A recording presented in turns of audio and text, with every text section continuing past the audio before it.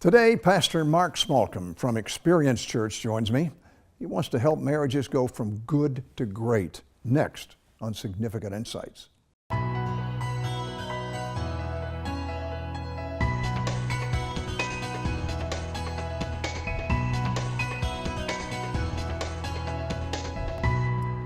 Hello, welcome to the program. Thanks for joining us.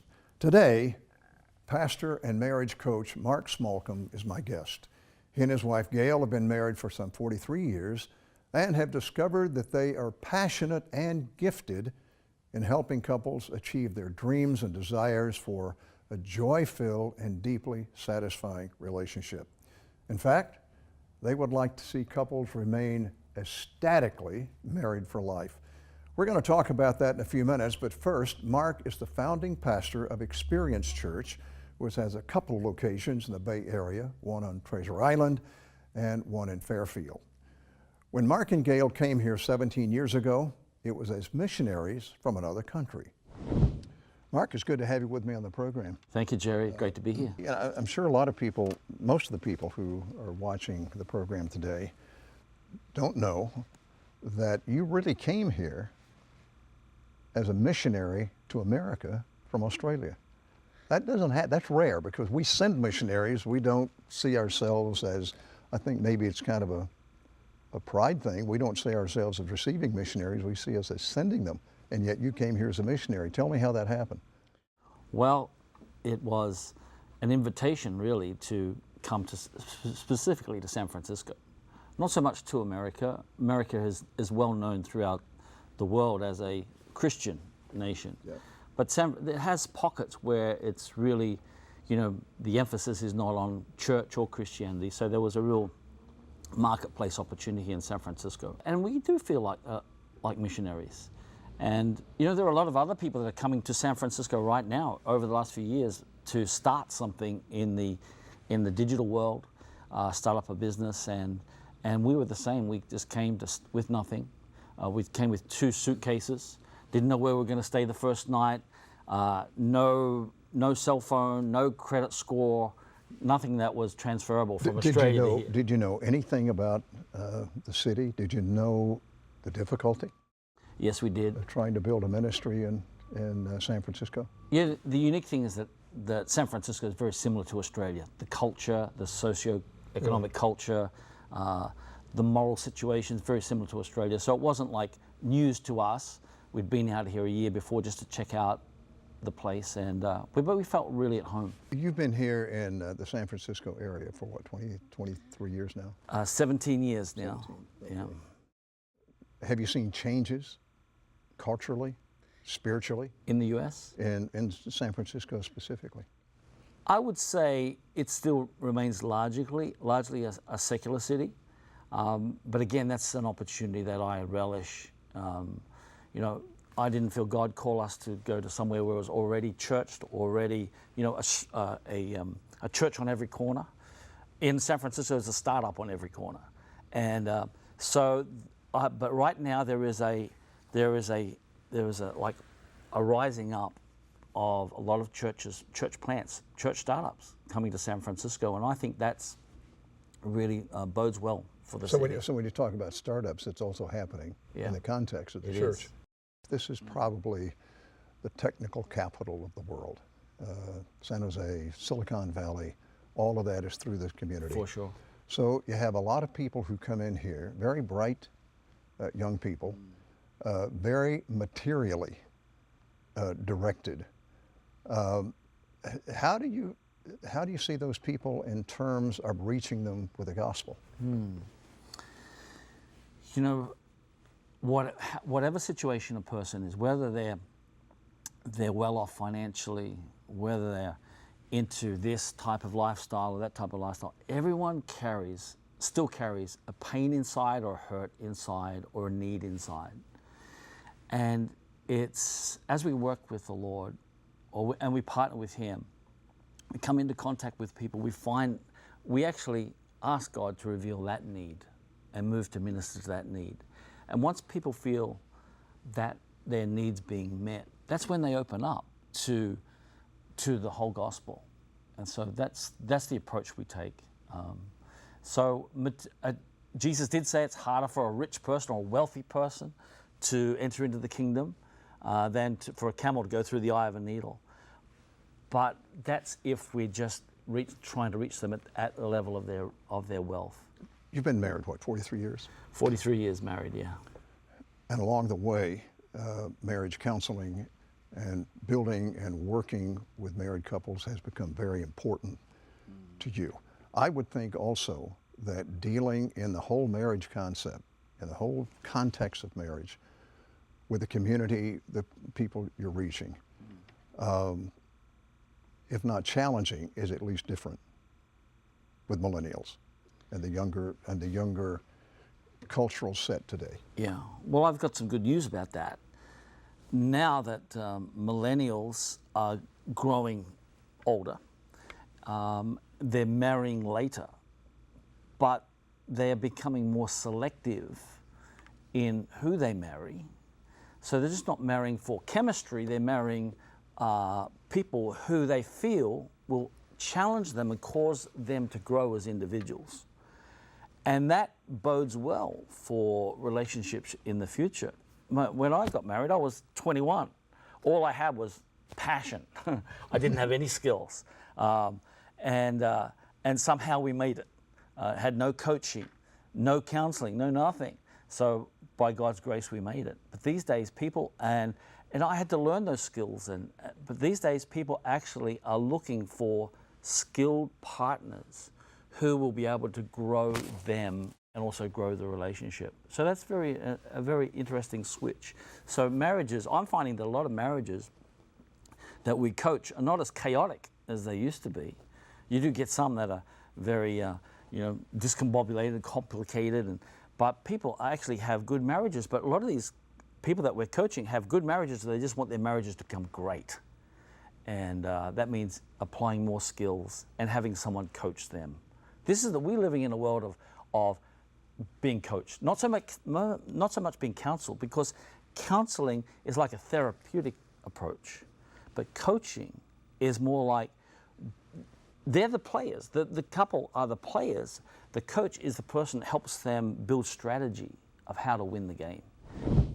You know, I like that. Coaches like Mark and Gail Smallcombe are helping couples win the long game of marriage. After the break, Mark's going to give some of his keys on how to remain ecstatically married for life. We'll be right back. I encourage couples to give 2 compliments every day to one another and think about it and tell them why you're giving that compliment.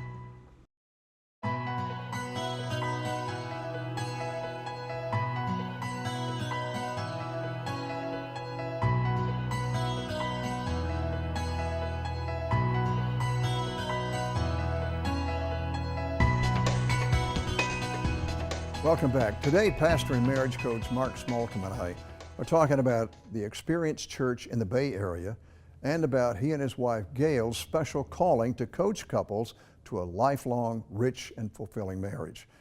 Mark says that a lot of young couples today are very interested in getting marriage right, which could be one of the reasons why so many end up living together, even for years on end, before ever setting a wedding date. I think what is in the heart of couples these days is that they want to make it work. And so that's why they decide to live together before they get married. They're sorting it out. Now, I maintain that obviously God's blessing really comes upon your relationship when you make a commitment, a public commitment, and invite Him into your life rather than just having an agreement. But there is a root within people, a desire within people that, hey, we want to make it work, so we're going to try and live together. We're going to see whether this works. Because they don't really want to make a mistake. They don't want to, they've seen the pain of divorce that maybe their parents went through. So that's basically the reason. So they're not taking it lightly. No, they're not taking it lightly. They're serious about the future of that relationship. This generation is serious about relationship. For example, we have a couple in our church that were living together before we met them for 7 years. They were not Christians, but they'd heard about the Lord. Someone invited them to a church somewhere else about a year before, and they got interested. So they ended up coming to our church because our church was closer on Treasure Island. And they surrendered their hearts to the Lord. They got baptized, and they started being discipled. And so they wanted some coaching for their relationship. And no one had actually asked them, had confronted them about the idea of being married, how God's blessing will come upon you. So a year later, we did the wedding service for them, got them married.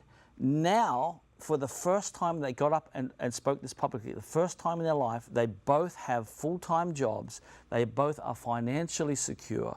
The blessing of the Lord has come on them so strongly. They've influenced all their businesses and all their friends who are really interested in their life. And so, it really works. People just need to be told about the blessing of God that comes upon their marriage. Well, let's talk about that a minute, because what you have described is not just a blessing on their specific relationship, but on their lives in general, the success of their lives. Do you see that as a result of the choices that they have made? Do you see it as somewhat the supernatural blessing of the Lord on their life, or do you see it a little bit of both? I think both, but I think I found with God, you give God an inch, and He'll give you a mile. And so he just wants he wants people to follow His principles for life and success. Of course, that is being committed to each other in a monogamous relationship as husband and wife, and His blessing will come along. But as they make it'll just not only bless their relationship, but it blesses their livelihood, it blesses their other relationships, it blesses every aspect of their lives. And it's never without a test, it's not a panacea, but it is, they just understand that they throw their cares and their burdens upon the Lord, and He actually practically helps them. And of course, they have a great community to help them as well. You have a top 10 list. I don't know if we can get through all top 10 of these, but you have how to remain ecstatically married for life. What are some of those tips? One is compliment and express your love and appreciation for one another daily.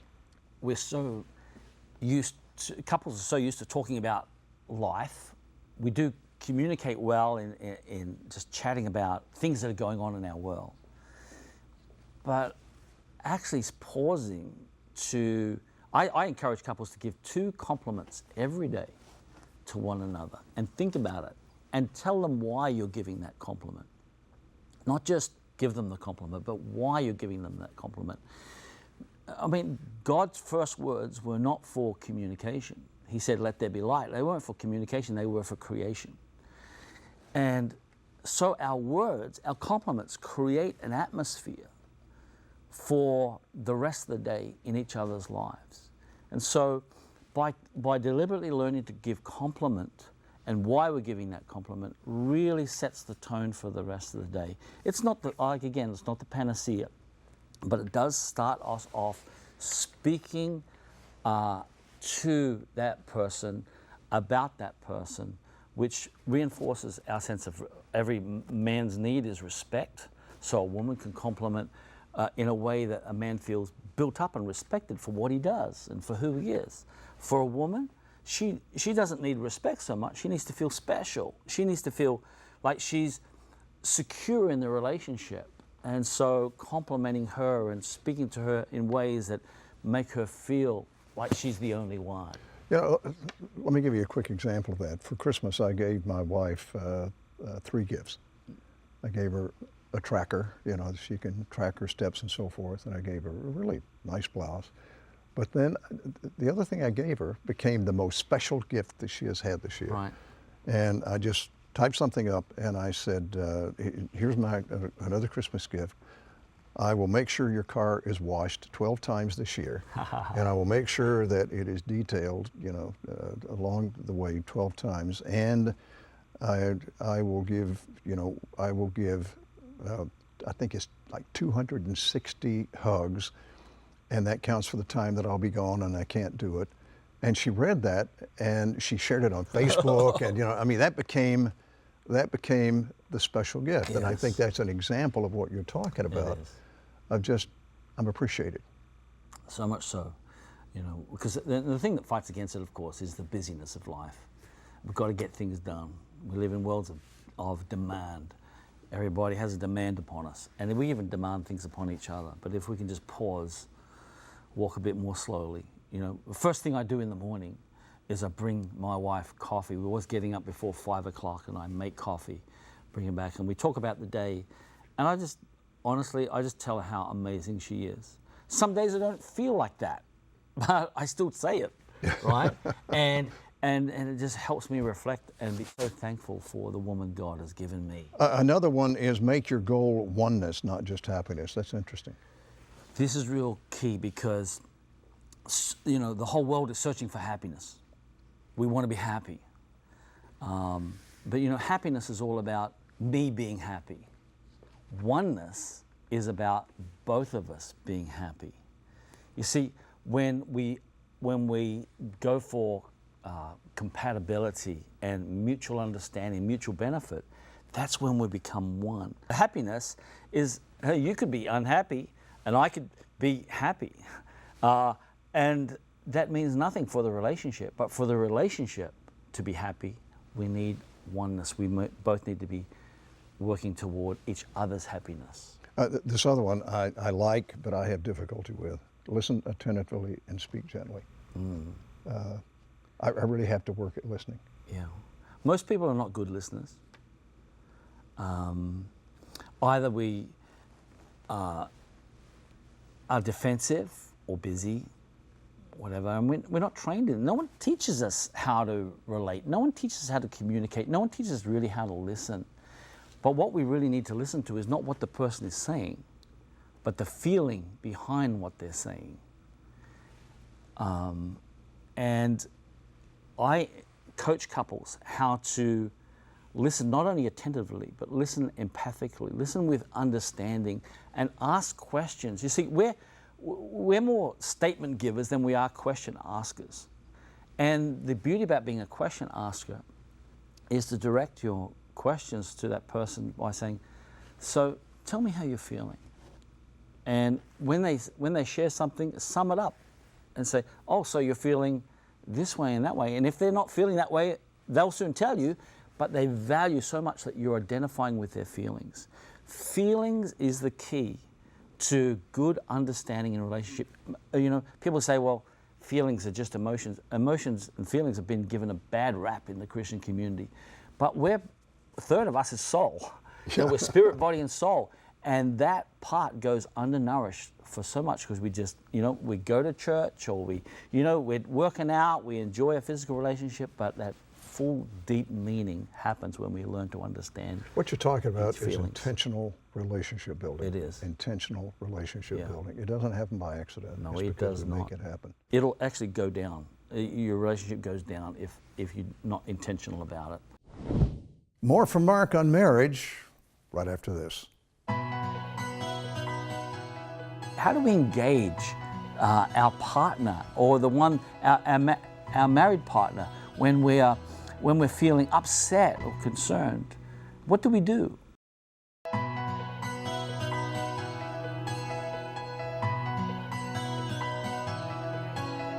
You want your marriage to get better as the years go by? Well, of course you do.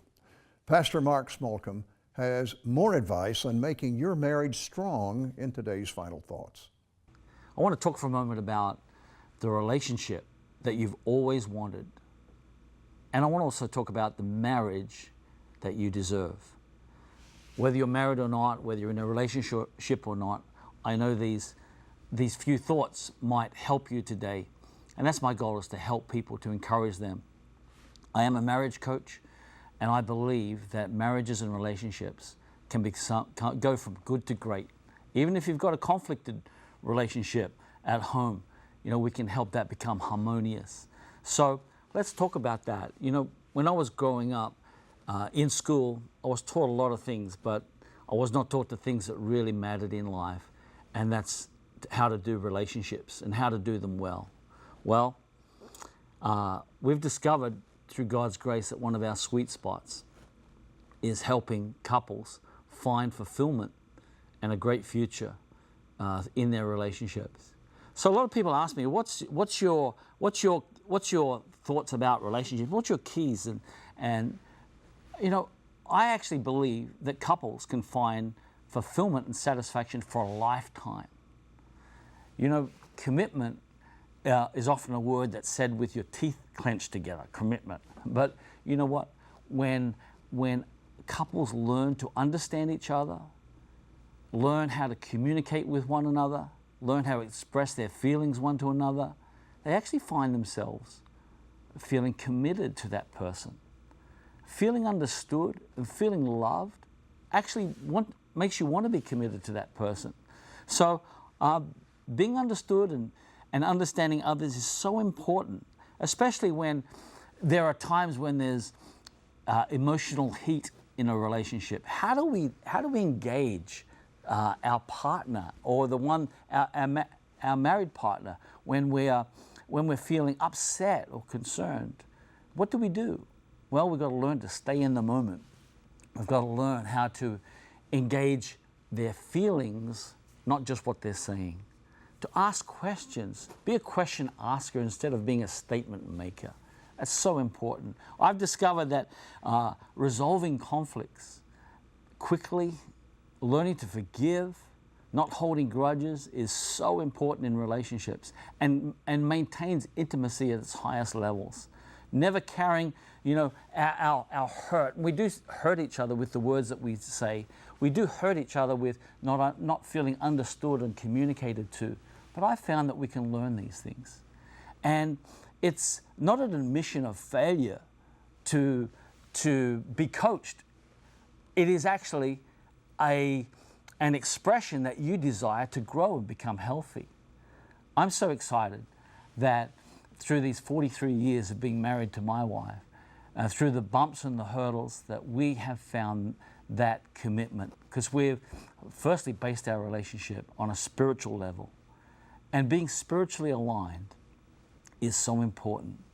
When you have the same faith, you know who your friends are going to be. You know there's no argument about how you're going to raise your kids. There's no argument about where our finances are going to go toward. Spiritual alignment is such a key. And that's my prayer for you today, is that you'd not only find spiritual alignment, but you'd also find an opportunity to grow from good to great. God bless you. We love you very much, and we're available to help at any time. Well, a very enjoyable program, and one that could absolutely revolutionize your life and your marriage. I want to mention that if you'd like to find out more, you can go to marriagecoach.co. That's the two letters, C-O. marriagecoach.co, the two letters, C-O. You know, one of the things that I really appreciated about what was shared was the concept of having a marriage ecstatically for life. And after 50 years of marriage, I think I know one of the ways that that can happen, and that is to get beyond just the sexual relationship and get to a relationship where the two of you are just really good friends. And because it's in that relationship that you can always get excited about telling your spouse about positive things that are happening in your life, the successes. You share those things together. And even the difficulties and the problems and the crisis, you go through those together. And it keeps building a strong relationship. And while on the surface it may not seem ecstatic all the time, nevertheless there's a sense of fulfillment and what Mark has called that rich, full life of relationship that comes from the marriage. And I call it just being a good friend. And one of the things that I feel really honored with my wife about is that we are wonderfully good friends. Thanks for joining me. God bless you. See you next time.